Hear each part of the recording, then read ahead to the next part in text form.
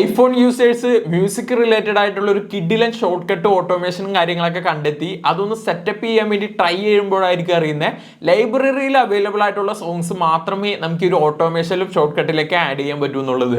അപ്പോൾ ഇത്തരത്തിൽ നമ്മൾ വെബ്സൈറ്റിൽ നിന്ന് ഡൗൺലോഡ് ചെയ്ത് വെച്ചേക്കുന്ന MP3 അല്ലെങ്കിൽ ഒരു സോങ്സ് കാര്യങ്ങളൊക്കെ എങ്ങനെ നമ്മുടെ ഈ ഒരു മ്യൂസിക് ലൈബ്രറിയിലേക്ക് കൊണ്ടുവരാമെന്നാണ് നമ്മൾ ഇന്നത്തെ വീഡിയോയിൽ നോക്കാൻ പോകുന്നത്. സംഭവം കുറച്ച് സിമ്പിൾ ആണെങ്കിലും നമുക്കൊരു ലാപ്ടോപ്പും അതുപോലെ തന്നെ ലാപ്ടോപ്പുമായിട്ട് നമ്മുടെ ഐഫോണുമായിട്ട് കണക്ട് ചെയ്യാൻ പറ്റുന്ന ഒരു കേബിളും ഉണ്ടെങ്കിൽ മാത്രമാണ് നമുക്ക് ഈ ഒരു സോങ്സിനെ അല്ലെങ്കിൽ നമ്മൾ കസ്റ്റമായിട്ട് ക്രിയേറ്റ് ചെയ്തേക്കുന്ന ഈ ഒരു മ്യൂസിക്കിനെ ലൈബ്രറിയിലേക്ക് കൊണ്ടുവരാൻ സാധിക്കുള്ളൂ. അതുപോലെ നിങ്ങളുടെ കയ്യിൽ ഒരു ലാപ്ടോപ്പ് ഇല്ലാത്തൊരു വ്യക്തിയാണെങ്കിൽ നിങ്ങളുടെ ഫ്രണ്ട്സിൻ്റെയൊക്കെ ലാപ്ടോപ്പ് കൊണ്ടാണ് നിങ്ങൾ ചെയ്യാൻ ഉദ്ദേശിക്കുന്നതെങ്കിൽ നിങ്ങൾക്ക് ക്വിക്കായിട്ട് ചെയ്യാൻ പറ്റുന്ന ഒരു കാര്യം പറയാം. നിങ്ങൾക്ക് ഇത്തരത്തിൽ സെറ്റപ്പ് ചെയ്യേണ്ട ഒരു സോങ്സ് അല്ലെങ്കിൽ നിങ്ങൾക്ക് ലൈബ്രറിയിലേക്ക് കൊണ്ടുവരുന്ന സോങ്സ് കാര്യങ്ങളൊക്കെ ആദ്യമേ നിങ്ങളുടെ ഐഫോണിൽ ഡൗൺലോഡ് ചെയ്ത് വെക്കുക. അപ്പോൾ നിങ്ങൾക്ക് ലാപ്ടോപ്പ് കാര്യങ്ങളൊക്കെ കിട്ടുമ്പോൾ കുറച്ചുകൂടി ക്വിക്കായിട്ട് നിങ്ങൾക്ക് ഈ ഒരു ലൈബ്രറിയിലേക്ക് ഇത് ആഡ് ചെയ്ത് കൊടുക്കാൻ സാധിക്കും. കാരണം ഫയൽ ഷെയറിങ് ചെയ്യുന്ന അതേ മെത്തേഡ് യൂസ് ചെയ്ത് തന്നെയാണ് നമ്മൾ ലൈബ്രറിയിലേക്ക് ഈ ഒരു സോങ്സ് കാര്യങ്ങളൊക്കെ ആഡ് ചെയ്ത് കൊടുക്കുന്നത്. അപ്പോൾ എങ്ങനെ സെറ്റപ്പ് ചെയ്യാൻ നോക്കാം. ഇതിനു വേണ്ടി ഞാനിപ്പോൾ എൻ്റെ ഡിവൈസുകളിൽ 2 ആപ്ലിക്കേഷൻ കാര്യങ്ങളൊക്കെ ഇൻസ്റ്റാൾ ചെയ്തിട്ടുണ്ട്. ലാപ്ടോപ്പിൽ നമ്മൾ ഓൾറെഡി ഫയൽ ഷെയറിങ്ങിന് യൂസ് ചെയ്യുന്ന ഐട്യൂൺസും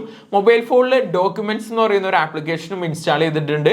ലാപ്ടോപ്പിൽ നമ്മൾ യൂസ് ചെയ്യുന്ന ഈ ഒരു ഐട്യൂൺസ് എന്ന് പറയുന്ന ഒരു ആപ്ലിക്കേഷൻ മാത്രം മതി നമുക്ക് ഫയൽ ഷെയർ ചെയ്യാനും അതുപോലെ തന്നെ ഈ ഒരു സോങ്ങിനെ നമുക്ക് ലൈബ്രറിയിലേക്ക് കൊണ്ടുവരാനും. പിന്നെ മൊബൈൽ ഫോണിൽ എന്തിനാണ് ഈ ഒരു ഡോക്യുമെന്റ്സ് ഇൻസ്റ്റാൾ ചെയ്തേക്കുന്നത് എന്ന് വിചാരിച്ചു കഴിഞ്ഞാൽ എക്സാക്ട് ആ ഒരു ലൊക്കേഷൻ കാര്യങ്ങളൊക്കെ കണ്ടെത്താൻ വേണ്ടിയാണ്. അതായത് നമുക്ക് സോങ്സ് കാര്യങ്ങളൊക്കെ എക്സാക്ട് ഏതൊരു ലൊക്കേഷനിലാണെന്ന് അറിയാൻ വേണ്ടി. ഞാനിപ്പോൾ ജസ്റ്റ് ആ ഒരു ഡോക്യുമെന്റ്സ് എന്ന് പറയുന്ന ഫയലിന്റെ യൂസേജ് ഞാൻ ജസ്റ്റ് ഒന്ന് കാണിച്ചു തരാം. ഞാനിപ്പോൾ വെബ്സൈറ്റിൽ നിന്ന് ഒരു മ്യൂസിക് കാര്യങ്ങളൊക്കെ ഇവിടെ ഡൗൺലോഡ് ചെയ്തിട്ടുണ്ട്. നോർമലി വരുന്ന പോലെ ഫയലിൽ ഒരു മ്യൂസിക് കാര്യങ്ങളൊക്കെ കൂടെ വന്നെടുക്കുന്നുണ്ട്. ഞാനിപ്പോൾ നോർമലി ചെയ്യാൻ പോകുന്നത് ഈ ഒരു മ്യൂസിക്കാണ് എനിക്ക് വേണ്ട. ജസ്റ്റ് ഒന്ന് ഹോൾഡ് ചെയ്ത് പിടിച്ചു. അതിനുശേഷം ഡോക്യുമെന്റ്സ് എന്ന് പറയുന്ന ഒരു ഫയലിൽ വന്ന് ഐട്യൂൺസ് ഒന്നിലേക്ക് ഈ ഒരു മ്യൂസിക് കാര്യങ്ങൾ ഞാനിവിടെ ജസ്റ്റ് ഒന്ന് ട്രാക്ക് ചെയ്ത് കൊടുത്തു കഴിഞ്ഞാൽ നമ്മൾ ഈ ഒരു ഐട്യൂൺസിലേക്ക് കണക്ട് ചെയ്യുമ്പോൾ ജസ്റ്റ് ആ ഒരു ഫയൽ കാര്യങ്ങളൊക്കെ സെലക്ട് ചെയ്ത് കൊടുത്തു കഴിഞ്ഞാൽ എക്സാക്ട് ലൊക്കേഷൻ നമുക്ക് കാണാൻ സാധിക്കും. നേരെ നമുക്ക് ഇനി ഈ ഒരു മൊബൈൽ ഫോണിനെ ലാപ്ടോപ്പുമായിട്ട് വയർഡ് യൂസ് ചെയ്ത് കണക്ട് ചെയ്യാം. ഞാനിപ്പോൾ ഐട്യൂൺസ് കാര്യങ്ങൾ എൻ്റെ ലാപ്ടോപ്പിൽ ഇവിടെ ഓപ്പൺ ചെയ്തിട്ടുണ്ട്. ലെഫ്റ്റ് സൈഡിൽ നിങ്ങൾക്ക് നോക്കി കഴിഞ്ഞാൽ കാണാം എൻ്റെ ഫോൺ കാര്യങ്ങളൊക്കെ ഇവിടെ കണക്ട് ആയി കിടക്കുന്നുണ്ട്. അപ്പം നമ്മൾ നോർമൽ രീതിയിൽ ഫയൽ ഷെയറിംഗ് ചെയ്യുന്ന പോലെ തന്നെ റൈറ്റ് സൈഡിൽ ഈ ഒരു ബട്ടണിൽ ക്ലിക്ക് ചെയ്യുക. റൈറ്റ് സൈഡിലായിട്ട് നമ്മുടെ ഫോണിന്റെ ഡീറ്റെയിൽസ് കാര്യങ്ങൾ കാണാം. അതുപോലെ തന്നെ ലെഫ്റ്റ് സൈഡിൽ താഴെയായിട്ട് നോക്കി കഴിഞ്ഞാൽ ഫയൽ ഷെയറിംഗ് എന്നുള്ളൊരു ഓപ്ഷൻ കാണാം. ജസ്റ്റ് അതിലേക്ക് ഒന്ന് സെലക്ട് ചെയ്ത് കൊടുക്കുക.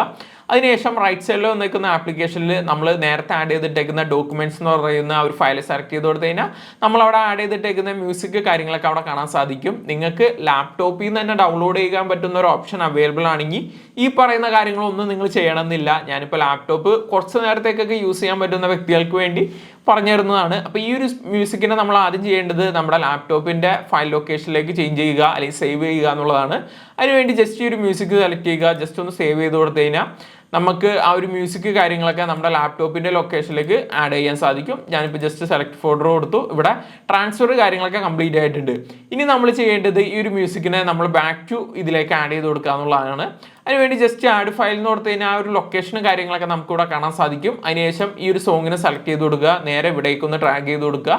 അതിനുശേഷം ഈ ഒരു വിൻഡോ ക്ലോസ് ചെയ്ത് കഴിഞ്ഞാൽ നമ്മുടെ മ്യൂസിക്കിലേക്ക് ഈ ഒരു സോങ് കാര്യങ്ങളൊക്കെ വളരെ ക്വിക്കായിട്ട് ആടാവുന്നതായിരിക്കും. ഇതിനുശേഷം നിങ്ങൾ നിങ്ങളുടെ മ്യൂസിക് ആപ്പ് കാര്യങ്ങളൊക്കെ ഓപ്പൺ ചെയ്ത് നോക്കി കഴിഞ്ഞാൽ സോങ് കാര്യങ്ങളൊക്കെ അവിടെ വന്നെടുക്കുന്നത് കാണാൻ സാധിക്കും. ഇനിയുള്ള ഓട്ടോമേഷനോ എന്തിനോ ആയിക്കോട്ടെ നമുക്ക് ഈ ഒരു മ്യൂസിക് കാര്യങ്ങൾ അവിടെ നിന്ന് സെലക്ട് ചെയ്ത് കൊടുക്കാനും സാധിക്കും. അപ്പോൾ ഇത്രയുള്ള പരിപാടി വളരെ ക്വിക്കായിട്ടും ഈസി ആയിട്ടും നിങ്ങൾക്ക് ഒരു ലാപ്ടോപ്പ് ഒരു 5 മിനിറ്റത്തേക്ക് അല്ലെങ്കിൽ ഒരു 2 മിനിറ്റത്തേക്ക് കിട്ടിയാൽ പോലും സെറ്റപ്പ് ചെയ്യാൻ സാധിക്കും. അപ്പോൾ ഇന്നത്തെ വീഡിയോയും നിങ്ങൾക്ക് ഹെൽപ്ഫുൾ ആയെന്ന് പ്രതീക്ഷിക്കുന്നു. നിങ്ങൾ ആദ്യമായിട്ടാണ് ചാനൽ കാണുന്നതെങ്കിൽ ജസ്റ്റ് ഒന്ന് സബ്സ്ക്രൈബ് ചെയ്തിടുക.